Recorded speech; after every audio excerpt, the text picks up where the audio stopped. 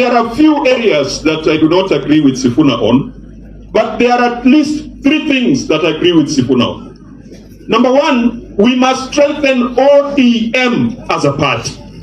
We cannot make the mistake that KADU made when it was swallowed by KANU. We cannot make the mistake that William Ruto and URP made when URP was swallowed by Jubilee. We cannot make the mistake that Musalia Mudavadi has made when ANC was swallowed by UDA. ODM must remain a distinct and strong political outfit.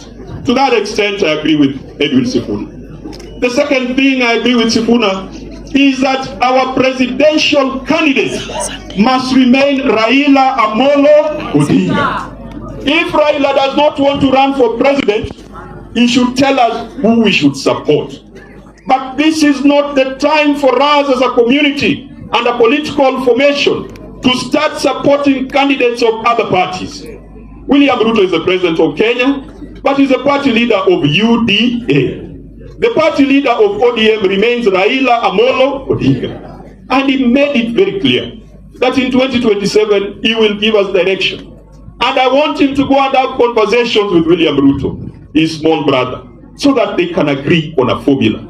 But before then, as ODM, our future, our hope lies in the hands of Raila Amolo Odinga. The third thing I agree with Sifuna on is that we must have this intergenerational dialogue. Raila Amolo Odinga has called for it, and people are dismissing him, saying that he's looking for a Nusulkate government. We must have this dialogue. You have heard Waziri Opere and Mark, CEO Mark, talk about the issue of funding for education. Yesterday, John Mbadi was in Parliament. He says that capitation for our children in schools is going down. The government cannot finance free education. The government cannot support our children in universities, in secondary schools, in primary schools.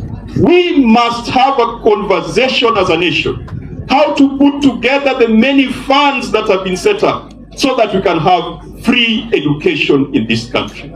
We must have a conversation to ensure that every Kenyan has right to quality health. And that's why I'm saying we must have that intergenerational dialogue to discuss education, to discuss health, to discuss the debt situation, to discuss the economy, to discuss the future of this nation. Those 3 things I agree with Edwin Sifuna. The only one thing I disagree with him is on the case of the broad-based government.